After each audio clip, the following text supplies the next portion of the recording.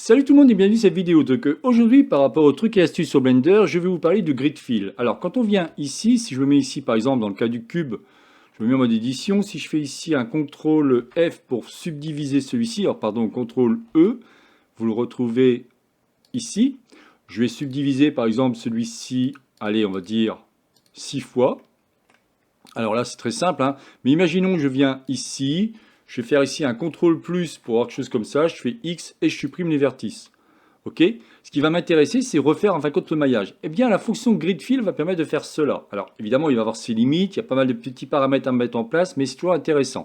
Regardez, si je fais ça, donc avec la touche Alt, j'ai pu récupérer la globalité. Je vais retrouver celui-ci dans l'option qu'on va aller au niveau de face. Vous allez dans grid fill et regardez, automatiquement, celui-ci m'a rempli celui-ci. Il m'a rempli en fin de compte le maillage qui manquait.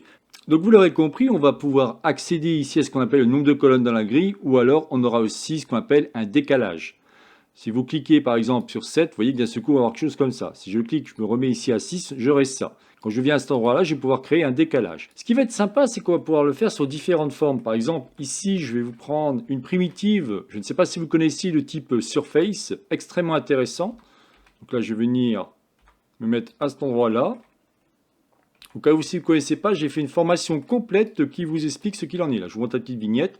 Donc là, je vais faire quelque chose comme ça. Je fais une extrusion, encore une extrusion. Par exemple, j'ai une forme dans ce style-là. OK. Ce que je voudrais par rapport à elle, c'est mettre plutôt en résolution, mettre 2 et ici 2. L'intérêt, c'est quoi? C'est de voir en fin de compte, parce que là, pour l'instant, celui-ci est une primitive petite surface. Mais si je fais bouton droit de ma souris, convert to mesh, d'un seul coup, j'ai une forme comme ça. Si maintenant, je me mets en vue de dessus, je vais récupérer cette partie, je fais X et je dis vertice, d'accord?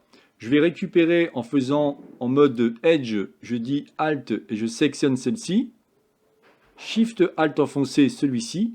Si je fais CTRL F et je dis Grid Fill, regardez, automatiquement, il a pu refaire le maillage proprement. Ça peut être extrêmement utile dans différents cas et c'est ça qui m'intéressait de vous montrer par rapport à la fonction Grid Fill.